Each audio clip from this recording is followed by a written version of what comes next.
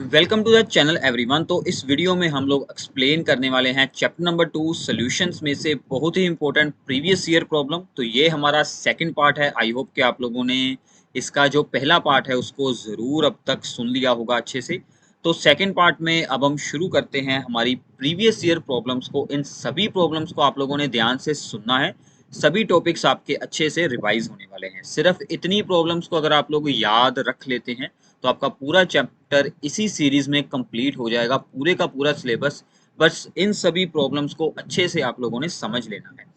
तो हमारी सबसे पहली प्रॉब्लम है, एक छोटा सा यहाँ पर एमसीक्यू बताया गया है और इस वीडियो में हम लोग एक्सप्लेन करने वाले हैं roles law and vapour pressures के बारे में। ठीक है, तो स्टेटमेंट है हमारी कि when 1 mole of benzene is mixed with 1 mole of the toluene, ठीक है, द वेपर्स विल कंटेन। तो वेपर्स में इनमें से ज्यादा किस चीज का अमाउंट होगा। सो नाउ हमें क्या बताया गया है कि vapour pressure of benzene is this one and vapour pressure of the toluene is this one. अगर हम यहाँ से ऑब्जर्व करें, वेपर प्रेशर ऑफ बेंजीन काफी ज्यादा है देन दी टोलुइन। तो दोनों के मोल्स तो इक्वल ऐड किए गए हैं, तो जिसका वेपर प्रेशर ज्यादा होगा उसके वेपर्स हमें ज्यादा मिलने वाले हैं। तो यहाँ पर उसने बताया गया है कि द वेपर्स विल कंटेन, यहाँ पर है equal amount of benzene and toluene, this is wrong. B part है unequal amount of benzene and toluene, और इसके बाद है higher percentage of benzene and higher percentage of the toluene. तो क्या है, बेंजीन की हायर परसेंटेज होगी क्योंकि बेंजीन का वेपर प्रेशर ज्यादा है, क्योंकि हम लोगों को पता है कि टोटल प्रेशर का फार्मूला क्या होता है, P A naught into X से plus P B naught into X P. ठीक है, अगर हम ये फॉर्मूला यूज करते हैं तो क्या होगा कि यहाँ पर पी ए नोड यानी कि बेंजीन का वेपर प्रेशर काफी ज्यादा हाई है, तो उसका पोर्शन यहाँ पर ज्यादा मिलेगा, उसका पार्ट यहाँ पर हमें ज्यादा मिलेगा in the total vapour pressure. ठीक है, तो ऐसे आप लोगों ने इसको यहाँ पर एक्सप्लेन कर सकते हैं। तो आगे चलते हैं सेकंड प्रॉब्लम। फिर से एक शॉर्ट क्वेश्चन है, सिमिलर है कि यहाँ पर identify which liquid have a higher vapour pressure at 90 degree Celsius. किस लिक्विड का यहाँ पर हायर वेपर प्रेशर होगा at the 90 degree Celsius if the boiling point of two liquids A and B are 140 degree Celsius and 180 degree Celsius. अब देखिए boiling point का इसमें क्या काम है। अब आपको याद होना चाहिए कि बॉइलिंग पॉइंट होता क्या है। ये वो पॉइंट होता है, ये वो टेम्परेचर होता है जिस पर वेपर प्रेशर और एटमॉस्फेरिक प्रेशर दोनों सेम हो जाते हैं। तो मतलब जो ए है लिक्विड वो 140 डिग्री सेल्सियस पर ही अपना वेपर प्रेशर बना लेता है एटमॉस्फेरिक प्रेशर के बराबर, और बी लिक्विड हायर टेम्परेचर पर करता है, ठीक है, 1 एटमॉस्फेयर। मतलब कि जो ए है उसका वेपर प्रेशर हायर है, इसीलिए वो लो टेम्परेचर पर ही बॉयल कर जाता है। इसका मतलब क्या है कि अगर हम एट 90 डिग्री भी ऑब्जर्व करेंगे तो ए का ही वेपर प्रेशर हायर रहने वाला है। तो इसका आंसर क्या आएगा, ए आएगा, क्योंकि उसका बॉइलिंग पॉइंट लो है। As its boiling point is low, इसलिए उसका वेपर प्रेशर हाई होगा देन द बी, इसलिए ए का वेपर प्रेशर हायर रहेगा। क्लियर है अभी? ठीक है, तो ऐसे आप लोगों ने इस प्रॉब्लम को एक्सप्लेन करना है। तो आगे चलते हैं थर्ड प्रॉब्लम पर, स्टेट रोल्स लॉ। तो अब हम अच्छे से एक्सप्लेन करेंगे कि what is the Raoult's law for a solution containing volatile liquids. जब हमने दो वोलेटाइल जो है लिक्विड्स को यहाँ पर यूज किया हो, उस टाइम पर हम रोल्स लॉ को एक्सप्लेन करेंगे। And what is the similarity between roles law and Henry's law. Roles law और हेनरीज लॉ में सेम क्या है वो भी हमें यहाँ पर एक्सप्लेन करना है। तो रोल्स लॉ क्या होता है कि for a solution of the volatile liquids, अगर हम दो वोलेटाइल यूज कर रहे हैं liquids, the partial vapour pressure of each component, ठीक है, is directly proportional to its mole fraction. मतलब क्या है कि अगर ए और बी मान लीजिए हमारे पास हैं दो कंपोनेंट, तो ए का vapour pressure in solution is directly proportional to A की मोल फ्रैक्शन। और ये प्रोपोर्शनैलिटी का साइन हटाकर हम यहाँ पर एक यूज कर लेंगे constant, that is the P A node. ठीक है, तो P A naught into X से हमारा क्या आंसर बन जाएगा कि vapour pressure of the A component in the solution. जब ए और बी दोनों को हमने एक दूसरे में मिक्स कर दिया है उस टाइम पर ए का कितना वेपर प्रेशर होगा, P A is equals to P A naught into X से। यहाँ पर पी ए नोड क्या है, P A node is the vapour pressure of pure component A, ठीक है, प्योर कंपोनेंट ए, मतलब जब ए है, ओनली ए प्रेजेंट हो, उस टाइम पर ए का क्या वेपर प्रेशर होता है, that is the PA naught. इसी तरह हमारे पास है पीबी नोट, वो है vapour pressure of the pure component B, जब उसमें सिर्फ बी प्रेजेंट है, ना ए है ना कोई और चीज है, ओनली बी प्रेजेंट हो, उस टाइम पर उसका जो होता है that is the PB naught, vapour pressure of the pure component. तो ऐसे हम हर एक कंपोनेंट का वेपर प्रेशर सोल्व कर सकते हैं in the solution by using their mole fraction, ठीक है। तो ये दोनों फार्मूले बन गए, पीए का वेपर प्रेशर हो गया पीए नोड एक्स से, और पीबी का वेपर प्रेशर हो गया पीबी नोड एक्स पी। तो इसका मतलब क्या है, total vapour pressure of the solution क्या बन जाएगा, पीए प्लस पीबी। तो पीए की वैल्यू हमने यूज कर ली पीए नोड एक्स से, और पीबी की वैल्यू हमने यूज कर ली पीबी नोड एक्स पी। तो ऐसे आप इन दोनों को ऐड कर टोटल वेपर प्रेशर को सोल्व कर सकते हैं। क्लियर है। तो ये होता है Raoult's law for the two volatile liquids. अगर अब इसमें और इसमें हमसे ये पूछा गया था कि रोल्स लॉ और हेनरीज लॉ में सिमिलैरिटी क्या है। अब देखिए रोल्स लॉ ने क्या बताया कि ईच कंपोनेंट का वेपर प्रेशर क्या रहेगा, directly proportional to the mole fraction, ठीक है। तो ये हो गया हमारा रोल्स लॉ का फार्मूला। और हेनरीज लॉ ने भी कुछ ऐसा ही बताया था। तो हेनरीज लॉ ने भी हमें क्या बताया था कि जो पार्शियल प्रेशर होता है वोलेटाइल कंपोनेंट का, चाहे वो गैस हो, is directly proportional to its mole fraction. हमने ये फार्मूला किया है, P is equal to K H into X. तो अब देखिए प्रेशर और मोल फ्रैक्शन तो दोनों के पास ही सिमिलर, तो क्या चेंज है, जो यहाँ पर यूज किए गए हैं कांस्टेंट। तो रोल्स लॉ यूज करता है यहाँ पर कांस्टेंट पीए नोड, और हेनरीज लॉ यहाँ पर यूज करता है कांस्टेंट के एच, ठीक है। सिर्फ इन्हीं में चेंज है, बाकी ये दोनों फार्मूले ऑलमोस्ट एक जैसे हैं। ये अप्लाई होते हैं वोलेटाइल कंपोनेंट्स या फिर गैस पर, ठीक है। और दोनों के ही पार्शियल प्रेशर्स क्या रहते हैं, directly proportional to mole fraction, ठीक है। तो ये इनमें सिमिलैरिटी हो सकती है। क्लियर है अभी। तो ये था रोल्स लॉ के बारे में। तो आगे चलते हैं। Right the two properties of the solution which obeys roles law at all the concentration. अब सबसे पहले आपको पता होना चाहिए कि जो सॉल्यूशन रोल्स लॉ को ओबे करते हैं एट द ऑल कंसंट्रेशन, वो कौन से सॉल्यूशन बनते हैं। अभी जो रोल्स लॉ को करेंगे obey, that solutions are called ideal solution, ठीक है। दो टाइप के सॉल्यूशंस होते हैं, एक होता है आइडियल सॉल्यूशन, एक होता है non ideal solution. Ideal solution roles law को ओबे करता है। तो उसके अगर हम बात करें यहाँ पर प्रॉपर्टीज के बारे में, तो क्या क्या है कि हीट चेंज, एंथैल्पी चेंज और मिक्सिंग इज जीरो। जब हम ए और बी को आपस में करेंगे मिक्स, तो कोई भी एनर्जी चेंज यहाँ पर नहीं होगा, ना वो एंडोथर्मिक होगा ना ही वो एक्सोथर्मिक होगा, ठीक है। एंड वॉल्यूम चेंज और mixing is also equals to zero. Volume में कुछ नहीं चेंज आएगा, दोनों की वॉल्यूम ऐड करेंगे सिंपली, तो हमें उस सॉल्यूशन की टोटल वॉल्यूम मिल जाएगी, ठीक है। अगर आइडियल सॉल्यूशन हुआ तो आगे एक्सप्लेन करेंगे नॉन आइडियल के बारे में, अच्छे से मैं आपको बताऊंगा, इसी में आई हुई है प्रॉब्लम्स। और सी है कि इसमें क्या होती है खासियत के जो दो हमने कंपोनेंट्स आपस में मिक्स किए हैं, ए और बी की इंट्रैक्शंस जो होती हैं, जो यहाँ पर इंटरमोलिकुलर फोर्सेस ऑफ अट्रैक्शन है, वो सेम होती हैं। मतलब इसका क्या है कि जो ए और ए में इंट्रैक्शन है, ठीक है, और जो बी और बी में थी इंट्रैक्शन, ठीक है, और ए की इंट्रैक्शन, बी और बी के इंट्रैक्शन भी ऑलमोस्ट सिमिलर है।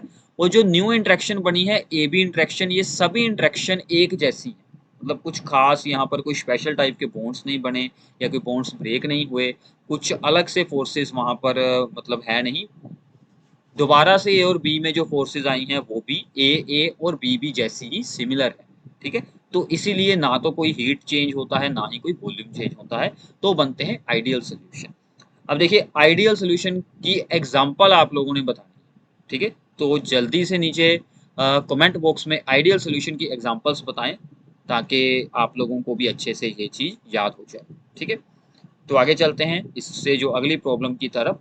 Right the two difference between the ideal solution and non ideal solution. अब वैसे तो इस इंफॉर्मेशन से आप लोग डिफरेंस भी इजीली बना सकते हैं। तो क्या होगा कि जो नॉन आइडियल सोल्यूशन है, it does not obeys the Raoult's law, ideal में ओबे होता है। यहाँ पर heat change on mixing is not equal to zero, उसमें जीरो है। And volume change on mixing is also not equals to zero. ठीक है, उसमें 0 होती है, मतलब नॉन आइडियल सोल्यूशन में एंथैल्पी भी चेंज होगी, वॉल्यूम भी चेंज होगी, दोनों में चेंज ऑब्जर्व होंगे यहाँ पर। ठीक है, और जो सबसे इंपॉर्टेंट बात है कि P A is not equal to P A naught X naught, P A naught X से, मतलब जो रोल्ट लॉ के फार्मूले वाले आंसर और एक्चुअल आंसर आपस में सेम नहीं आएंगे, जा तो उससे ऊपर आएंगे, जा उससे लो आएंगे। तो ये होते हैं नॉन आइडियल सोल्यूशन। तो नॉन आइडियल की एग्जांपल्स तो अभी मैं एक्सप्लेन आपके साथ यहाँ पर हो जाएंगी, बट आप लोगों ने आइडियल की एग्जांपल्स हमें बतानी है नीचे। ठीक है, सो नाउ इसके बाद है हमारे पास कि how is the vapour pressure of A solvent affected when a non volatile solute is dissolved इन। जब हम किसी सोलवेंट में नॉन वोलेटाइल सोल्यूट ऐड करते हैं तो उसके वेपर प्रेशर को क्या इफेक्ट होता है। तो वेपर प्रेशर उसका डिक्रीज हो जाएगा जब हम कोई नॉन वोलेटाइल सोल्यूट ऐड करेंगे। नॉन वोलेटाइल सोल्यूट का मतलब क्या होता है कि जिसके वेपर्स ही ना बनते हैं। ठीक है, तो जो वेपर्स खुद के तो बनाएगा नहीं, दूसरे को भी बनाने से रोकेगा, तो इसलिए उसका वेपर प्रेशर वो डिक्रीज कर देगा। रीजन क्या है, because the non volatile solute molecules जो होते हैं that occupies the surface sites, therefore there is, जो स्पेस होती है जहां से मॉलिक्यूल्स ने एस्केप होना है वो वहां पर डिक्रीज हो जाती है। कुछ ऐसा होता है, मैं आपको यहाँ पर बनाकर दिखाता हूँ। तो ये था सरफेस ऑफ द सॉल्वेंट जहां से मॉलिक्यूल्स एस्केप कर रहे थे और अपने वेपर्स बना रहे थे यहाँ से। ठीक है, बट अब यहाँ पर क्या हुआ, हमने नॉन वोलेटाइल सोल्यूट ऐड कर दिया। नॉन वोलेटाइल सोल्यूट के कुछ मॉलिक्यूल्स सरफेस पर आ जाएंगे, अब उनके तो वेपर्स बनने नहीं वाले, तो वो इसके रास्ते में कुछ रुकावट बन जाते हैं। ठीक है, तो यहाँ से सिर्फ एस्केप कर सकते हैं मॉलिक्यूल यहाँ से और यहाँ से। ये जो पोर्शन है, ये जो पोर्शन है, यहाँ से अब सोलवेंट के मॉलिक्यूल्स को एस्केप करने में डिफिकल्टी होगी, जिसके कारण उसका वेपर प्रेशर डिक्रीज हो जाएगा। क्लियर है अभी। तो इसके बाद है हमें कुछ न्यूमेरिकल प्रॉब्लम्स अब यहाँ पर सोल्व करते हैं जो कि रोल्स लॉ के साथ रिलेटेड है। तो सबसे पहले है vapour pressure of the pure liquids A and B are this and this. अब ये है प्योर लिक्विड्स की, तो मैंने आपको बताया था इनको कैसे लिखना है, पी ए नोड। तो पी ए नोड ए कितना है हमारे पास, 450 mm ऑफ एच जी। ठीक है, तो mm ऑफ एच जी क्या होते हैं, यूनिट्स होते हैं। ऐसे ही पी बी नोड हमें बताई गई है, that is 700 mm of H G. ठीक है, सो नाउ इसके साथ हमें क्या दिया गया है, find out the composition of the liquid mixture if the total vapour pressure is 600। तो हमें टोटल वेपर प्रेशर भी यहाँ पर बताया गया है 600 mm ऑफ Hg। ठीक है, तो ये तीन वैल्यूज है, हमें सोल्व क्या करना है, composition of the liquid mixture, यानी कि लिक्विड में जो है वो ए और बी की मोल फ्रैक्शंस हमें निकालनी है, एक्स ए और एक्स बी। और साथ में बाद में उसने पूछा है composition in the vapour face, यानी कि वेपर फेस में भी इन दोनों की मोल फ्रैक्शन निकालनी है। ठीक है, तो ये पूरा हमें काम यहाँ पर करना है। तो हम यहाँ पर पहले फॉर्मूला लगाते हैं। रोल्स लॉ का फार्मूला क्या था, पी टी, यानी कि total vapour pressure is equals to P A naught X A plus P B naught X B, यही था। अब हमें मोल फ्रैक्शंस निकालनी है। अब हमें ये पता है कि मोल फ्रैक्शंस में आपस में रिलेशन क्या होता है कि X B is equals to 1 minus X A. आप दोनों में से जिसको भी चेंज करना चाहें उसको चेंज यहाँ पर हो सकता है। तो मैंने बी को चेंज कर लिया है, तो पी बी नोड के साथ अब क्या आ जाएगा, एक्स बी की वैल्यू 1 माइनस एक्स ए। ये स्टेप क्लियर है अभी। ये मैं फार्मूला बनाना सिखा रहा हूँ, आप लोग याद रख लेंगे तो भी अच्छा है।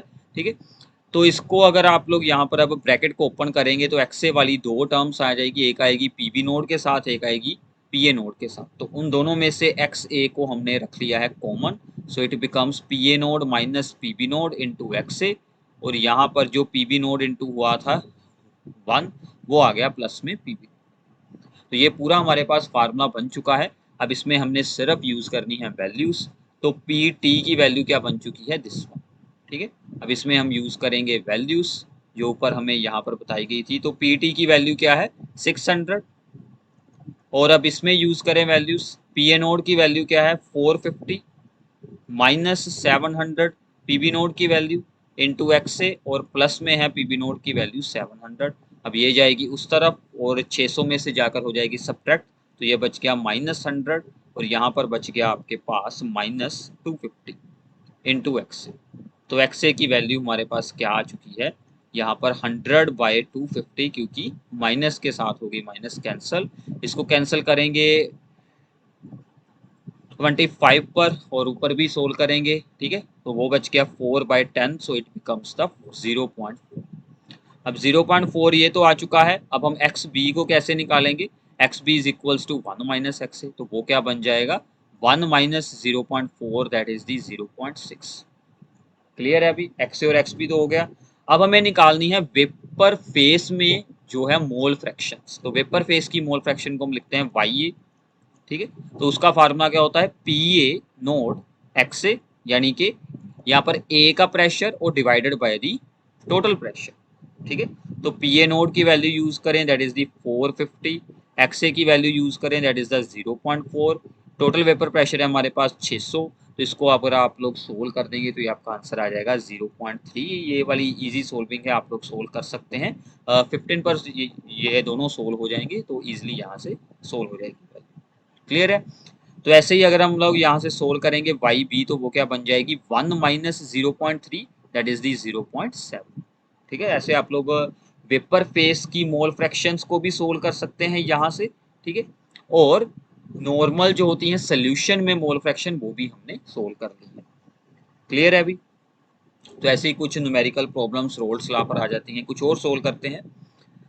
इसके बाद है प्रॉब्लम के 5% aqueous solution of the non-volatile solute was made and its vapor pressure at this temperature was found to be this one, ठीक है, vapor pressure of the pure water at this temperature is this one, calculate the molar mass. जब आपको molar mass निकालना है तो आप लोगों ने फॉर्मूला लगाना है रिलेटिव लोरिंग इन वेपर प्रेशर का। वो क्या होता है, अब देखिए प्योर कंपोनेंट ए का वेपर प्रेशर था पी ए नोट, उसमें हमने नॉन वोलेटाइल सोल्यूट ऐड जब हो जाएगा तो उसका प्रेशर क्या रह जाएगा पीए बन जाएगा, ठीक है, सोल्यूशन में ए का वेपर प्रेशर पी, और डिवाइड में हम लोग रखेंगे जो उसका ओरिजिनल वेपर प्रेशर था P A naught. This expression is known as the relative lowering in vapour pressure, के वेपर प्रेशर में क्या चेंज हुआ है, कितना वो लो हो गया है, डिक्रीज हो गया है, that is equals to the mole fraction of the solute X P. तो ये एक कोलिगेटिव प्रॉपर्टी होती है कि relative lowering in vapour pressure is equal to mole fraction of the solute only, this is the colligative property. तो mole fraction में आप जब हम लोग फार्मूला यूज करते हैं जब आपको मास सोल्व करना होता है तो हम एन बी मतलब के मोल्स ऑफ बी ओवर में आते हैं moles of B plus A, हम इसको अप्रोक्सीमेटली क्या यूज कर लेते हैं N B over N A, क्योंकि एन बी एक बहुत ही छोटी वैल्यू है तो जब वो यहाँ पर ऐड हो रही है तो हम उसको यहाँ से कर सकते हैं निग्लेक्ट कर सकते हैं, ठीक है। अब इसमें हम लोग फॉर्मूला आगे बनाते हैं कि एन बी क्या है कि मोल्स ऑफ द सोल्यूट, तो ये क्या बनेगा given mass divided by molar mass. ऐसे ही एन ए क्या है मोल्स ऑफ द सोलवेंट, तो गिवन मास डिवाइडेड में जो आएगा एम ए तो वो ऊपर चला गया एम ए, तो आप लोगों ने ये फॉर्मूला याद कर लेना है कि relative lowering in vapour pressure is equals to the this one, ठीक है, W B over M B into यहाँ पर M A over W A. तो हमें एम बी निकालना है, molar mass of the solute निकालना है, सभी वैल्यूज यहाँ पर यूज करते हैं। तो यहाँ पर हमें बताया गया है 5% एक्वस सोल्यूशन, तो 5% एक्वस सोल्यूशन का मतलब क्या है 5 gram of the solute in solvent कितना होगा, अभी टोटल सोल्यूशन है 100 ग्राम, उसमें से 5 ग्राम हो गया सोल्यूट, तो सोलवेंट कितना बच गया 95 ग्राम। तो सोलवेंट है कौन, सोलवेंट है हमारा वाटर, एक्वस सोल्यूशन है ना, ठीक है। अब पी ए नोड की वैल्यू क्या है, P A node is the 760, ठीक है, उसको यूज कर ली। पी ए बाद में क्या होगी है वैल्यू 745, ओवर में हम क्या रखेंगे 760, दूसरी साइड पर WB given mass of the solute, this is the WB, this is the given mass of the solvent WA, तो WB हो गया 5, MA that is the molar mass of the solvent, water का molar mass कितना होता है 18, तो MB हमें solve करना है और WA है हमारा 95, इसको सोल्व करेंगे ये बच के आपका ना ये वैल्यू आ जाएगी, तो इसको आप लोगों ने सोल्व कर लेना है, ये आपका यहाँ से करेंगे इसको सब्ट्रैक्ट, तो ये बच के आपका 15 ओवर 760, ठीक है, is equals to 18 over 19 into M B, ठीक है, तो एम बी चला जाएगा उस तरफ ऊपर ठीक है। तो ये आपका बच जाएगा M B is equals to 18/19।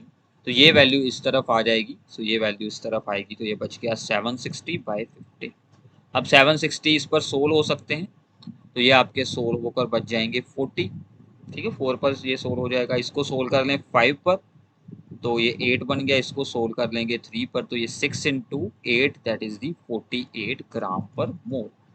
ठीक है, तो ये आ जाएगा सल्यूट का मोलर मास। बिल्कुल है।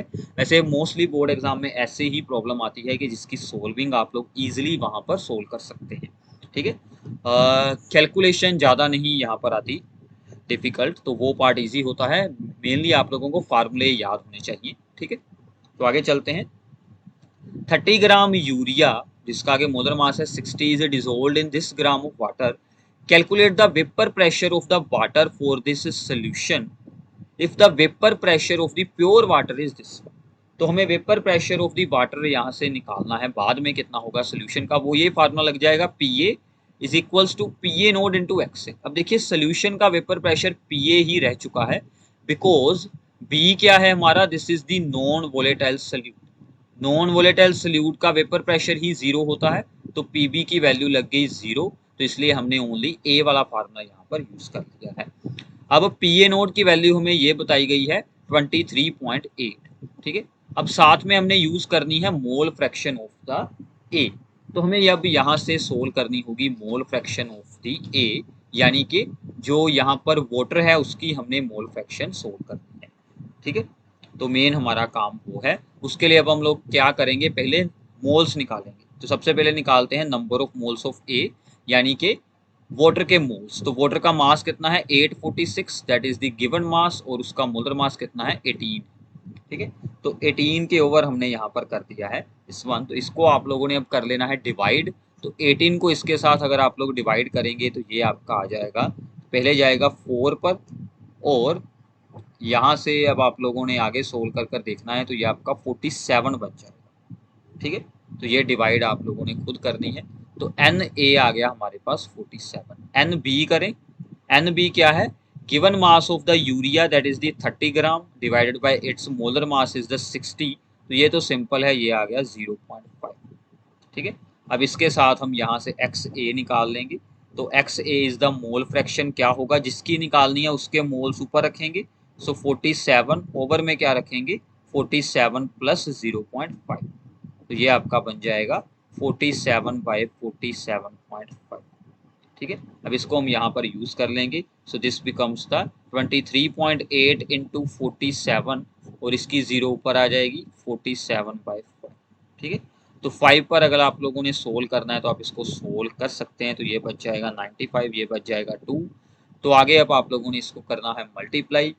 तो सबसे पहले मल्टीप्लाई होगी यहाँ पर 238 की 47 इंटू 2 यानी कि 94 के साथ, तो वो आपका कुछ आंसर बन जाएगा। आप लोगों ने मल्टीप्लाई ऊपर वाली सभी टर्म्स को यहाँ पर करवा लेनी है, और डिवाइड में हमारा इसका एक था पॉइंट वाला 10, और एक साथ साथ में यहाँ पर 95, इसको आप लोगों ने अब डिवाइड करवानी है अपॉन दी 95। तो ये आप लोगों का आंसर कुछ सोल्व कर कर बन जाएगा 23.55 mm अप्रोक्सीमेटली।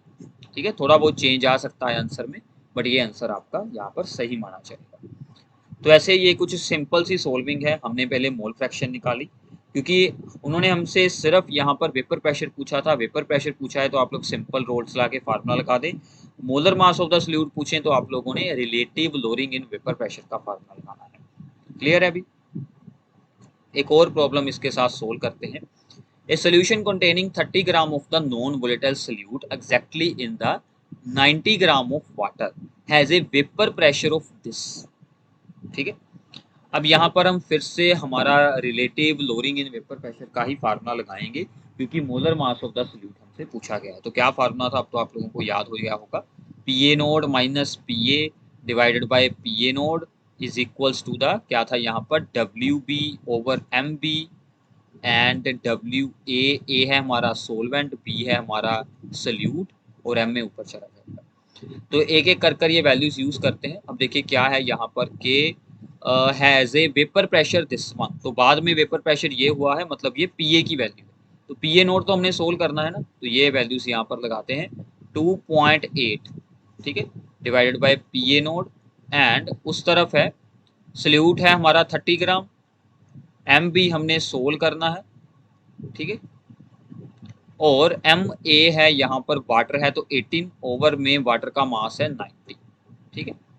इसको सोल्व कर लें तो ये आपका बच जाएगा 5, इसको सोल्व करेंगे ये आपका बच गया 6/mb।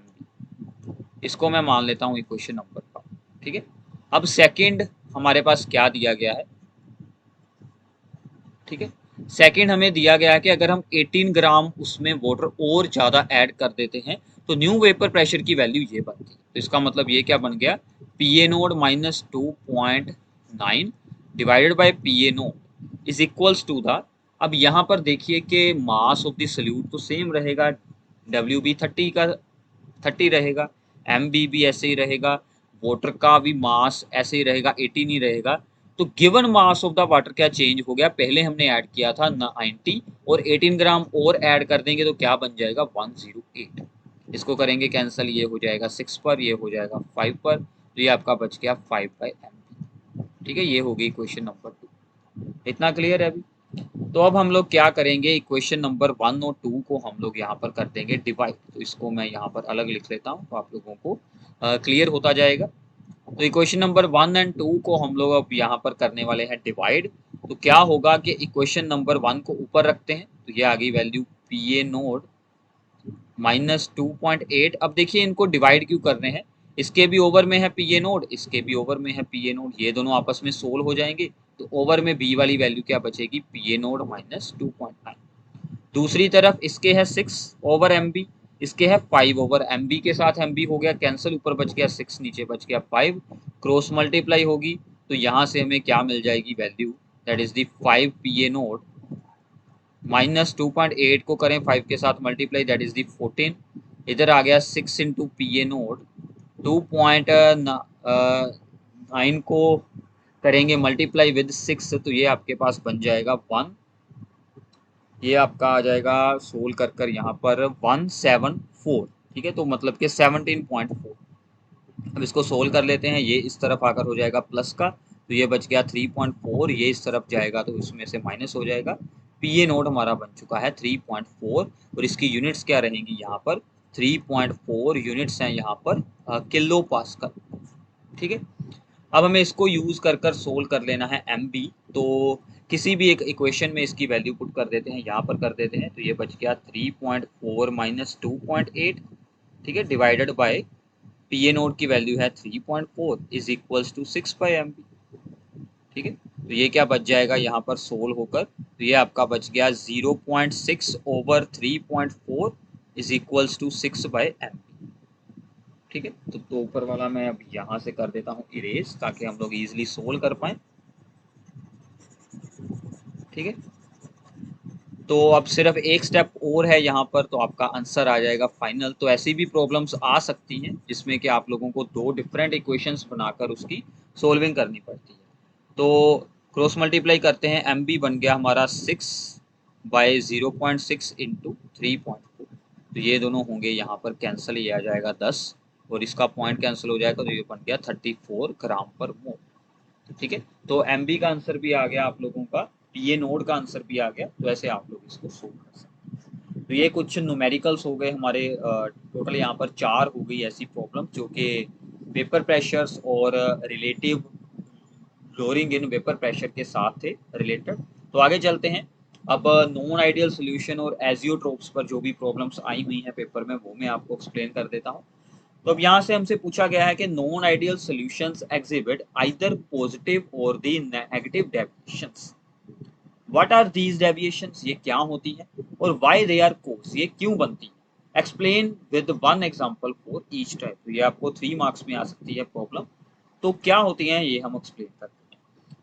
When the vapor pressure of the non-ideal solution is either higher or lower than predicted by the Rhodes law, मैंने आपको बताया था ना कि vapour pressures are not equal to the Raoult's law के जो थे फॉर्मूले उसके इक्वल बिल्कुल नहीं आते जब नॉन आइडियल सोल्यूशन बनता है। तो या तो वो हायर होंगे या वो होंगे लोअर। तो उस वक्त क्या शो हो जाती हैं, पॉजिटिव और नेगेटिव डेविएशन। क्यों बनती हैं वो हम देखते हैं।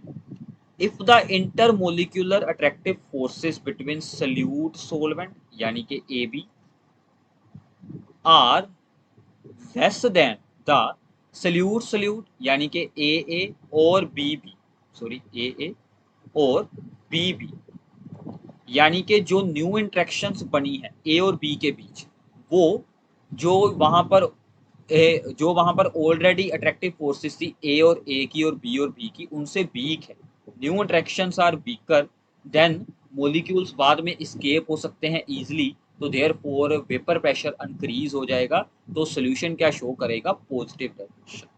ठीक है, तो पीए का आंसर पीए नोट एक्सए से ज्यादा आएगा, पीबी का भी आंसर पीबी नोट एक्सपी से ज्यादा आएगा, रोल्स लॉ के फार्मूले से ऊपर आएंगे सर। अगर न्यू अट्रैक्शंस ए और बी की स्ट्रॉन्ग होती हैं, तो जब हमने न्यू को मतलब ऐड किया इन दोनों को, तो न्यू अट्रैक्शन स्ट्रॉन्ग बन गई, स्केप होना अब यहाँ पर डिफिकल्ट हो गया है, तो वेपर प्रेशर लो हो जाएंगे, तो क्या शो होगी, नेगेटिव डायरेक्शन, तो वैल्यूज छोटी आ जाएंगी। ठीक है, एग्जांपल्स, एग्जांपल है यहाँ पर पॉजिटिव डेविएशन की, इथेनॉल एंड एसीटोन।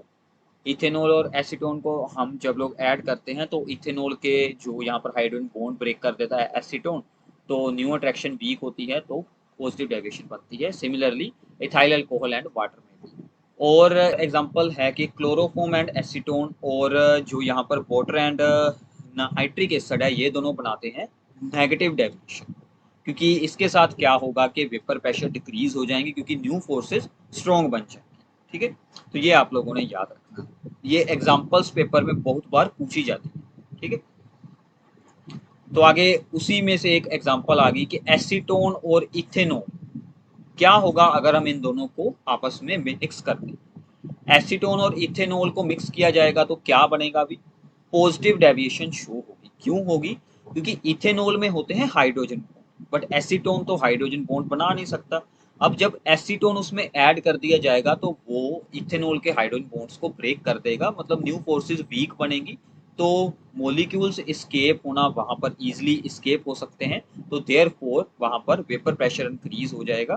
ठीक है, तो ऐसे वहां पर शो हो जाएगी पॉजिटिव डेविएशन। क्लियर है अभी, तो ये आप लोगों ने आंसर यहाँ पर एक्सप्लेन कर दिया। ठीक है, तो ऐसे कई बार एग्जांपल से भी इसके बारे में पूछ लिया जाता है। तो आगे है, ये भी प्रॉब्लम आ सकती है, on mixing liquid X and liquid Y volume of the resulting solution decreases. तो वॉल्यूम चेंज ऑन मिक्सिंग क्या हुआ है, तो वॉल्यूम चेंज ऑन मिक्सिंग क्या है, जीरो से छोटा है, यानी कि डिक्रीज हो गई है volume. What type of the deviation from roles law is shown by the resulting solution, volume decrease हमें मिलता है इन द नेगेटिव डेविएशन। ठीक है, इतना क्लियर है अभी। And what changes in the temperature, तो क्या होगा इसमें, इंथैल्पी चेंज भी क्या रहेगा, नेगेटिव रहेगा, यानी कि हीट रिलीज होगी, जब हीट रिलीज होती है तो एक्सोथर्मिक रिएक्शन होती है, तो एक्सोथर्मिक रिएक्शन में हमें हीट फील होगी, टेम्परेचर इंक्रीज हो जाएगा सिस्टम का टोटली। ठीक है, तो ये हमें यहाँ पर इंफॉर्मेशन बतानी थी, तो मतलब यहाँ पर हमने सिर्फ यही एक्सप्लेन करना है कि कौन सी डेविएशन शो होगी। तो इसके लिए आप लोग जो है वो अच्छे से पॉजिटिव डेविएशन और नेगेटिव डेविएशन में डिफरेंस को याद रख लेना, ये दोनों यहाँ पर आती हैं कंडीशन, इसमें एक्सोथर्मिक रिएक्शन बन जाती है।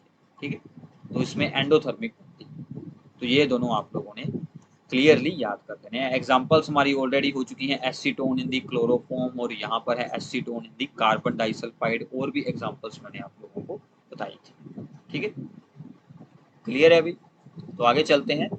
डिफाइन द एजियोट्रोप्स, अब ये क्या चीज है, ठीक है, एजियोट्रोप्स क्या होते हैं, and what type of azeotropes is formed by the negative deviation solutions from the Raoult's law, give an example. ठीक है, देखिए एजियोट्रोप्स क्या होते हैं, azeotropes are the binary liquids, मतलब दो चीजों को ऐड कर बनाया गया liquid, having the same composition in liquid and vapour phase, ये इंपॉर्टेंट पॉइंट है, इसको याद रख लेना। एजियोट्रोप्स में क्या होता है, लिक्विड और वेपर फेस में दोनों में ही सेम कॉम्पोजिशन हो जाती है, मतलब मोल फ्रैक्शन ऊपर और नीचे दोनों साइड पर दोनों ही ए और बी की सेम हो जाती है। And which boil at the constant temperature, तब वो बॉयल करता है एट द कांस्टेंट टेम्परेचर, मतलब वो बॉयल होता रहता है बट उसकी कॉम्पोजिशन चेंज नहीं होती, लिक्विड एंड वेपर फेस में सेम बन जाती है। तो मैक्सिमम बॉइलिंग एजियोट्रोप्स बनाते हैं जो सोल्यूशन शो करेंगे नेगेटिव डेविएशन, क्योंकि उनके वेपर प्रेशर लो हो गए हैं, तब वो नॉर्मल बॉइलिंग पॉइंट से ज़्यादा टेम्परेचर पर उनको हीट करना पड़ेगा। Therefore they form the maximum boiling azeotrope. अगर पॉजिटिव डेविएशन पूछा जाए तो वो क्या बन जाएगा, मिनिमम बॉइलिंग एजियोट्रोप। तो इनकी एग्जांपल्स ही यहाँ पर यूज हो जाएंगी सेम। तो कौन सी एग्जांपल थी इसमें नेगेटिव डेविएशन में, तो वो थी हमारी यहाँ पर, एक तो ये हो गई nitric acid in the water. ठीक है, तो ये आप लोग यहाँ पर एग्जांपल एक्सप्लेन कर सकते हैं। ठीक है, और थी हमारी यहाँ पर क्लोरोफॉर्म एंड एसीटोन वाली एग्जांपल, वो भी आप लोग यहाँ पर एक्सप्लेन करते हैं। ये दोनों ही क्या बनाएंगे, मैक्सिमम बॉइलिंग एजियोट्रोप्स बनाएंगे। ठीक है, क्लियर है अभी। इसके बाद है कि what type of azeotropic mixtures by a solution of acetone and chloroform. ये कौन सा बनाएंगे, ये मैंने आपको अभी बताया है। एसीटोन एंड क्लोरोफॉर्म में न्यू इंटरेक्शन स्ट्रॉन्ग बन जाती है, therefore they show the negative deviation. क्यों बनती है, this is the acetone and this is the chloroform. तो क्लोरोफॉर्म का एक हाइड्रोजन एसीटोन के ऑक्सीजन के साथ हाइड्रोजन बॉन्ड बना लेगा। तो जो यहाँ पर एसीटोन का यहाँ पर ऑक्सीजन है और क्लोरोफॉर्म का हाइड्रोजन है, ये दोनों आपस में हाइड्रोजन बॉन्ड बनाकर न्यू अट्रैक्शन स्ट्रॉन्ग कर लेते हैं, जिसके कारण यहाँ पर शो होती है नेगेटिव डेविएशन। ठीक है, और ये फिर यहाँ पर बना देंगे मैक्सिमम बॉइलिंग एजियोट्रोप्स। तो ऐसे हम इनमें स्ट्रेंथ ऑफ इंटरमोलिकुलर इंट्रैक्शन के बेसिस पर इसको एक्सप्लेन कर सकते हैं। ठीक है, तो आगे चलते हैं। एक यहाँ पर असर्शन रीजन की प्रॉब्लम को एक्सप्लेन कर लेते हैं। असर्शन है कि nitric acid and water forms maximum boiling azeotrope. और रीजन है कि azeotropes are the binary mixtures having the same composition in liquid and vapour phase. अब ये आंसर आप लोगों ने खुद बताना है, क्योंकि इसी प्रॉब्लम को मैं 2-3 बार आप लोगों को इसी वीडियो में अभी एक्सप्लेन कर कर हटा हूं।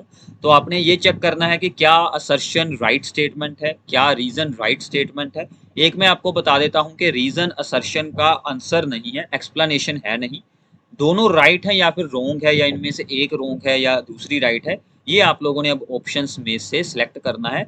ए ऑप्शन है नहीं, क्योंकि उसमें तो एक्सप्लेनेशन वाला उसने बताया है कि reason is the right explanation for A, वो नहीं है। बी, सी और डी में से एक आंसर है। ये अब आप लोगों ने खुद बताना है कि इसका आंसर क्या है। ठीक है, तो ये थी आप लोगों के लिए second part of the previous year problems for the chapter number 2 solutions. तो आई थिंक इसके 1 या 2 पार्ट और होंगे इस चैप्टर के, तो आप लोगों को अच्छे से सभी प्रॉब्लम्स यहाँ पर हो जाएंगी क्लियर। तो ऐसी और भी वीडियोस को देखने के लिए हमारे चैनल के साथ जुड़े रहना, चैनल को सब्सक्राइब करना। Thanks for watching this video.